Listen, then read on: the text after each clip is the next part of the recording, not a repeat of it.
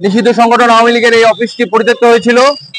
আমরা এলাকাবাসী ও যুব সমাজের সাথে আলোচনা করে এক সিদ্ধান্ত নিয়েছি, এটি একটি যুব ক্লাব ও জিমনেশিয়ামে পরিণত করব। যুব সমাজকে মাদক থেকে দূরে রাখার জন্য আমাদের এই ব্যতিক্রম উদ্যোগ। আমরা আশা করি এই উদ্যোগটি যুব সমাজকে সুন্দর ও গঠনমূলক একটি জীবন পরিবেশ দিবে। এই সংগঠন থেকে ক্রিয়া, সংস্কৃতি ও উন্নয়নমূলক কার্যক্রম পরিচালিত হবে। এটি শুধু জুলাই যোদ্ধাদের ক্লাব নয়, এটি সমাজের সকল যুবকদের জন্য উন্মুক্ত।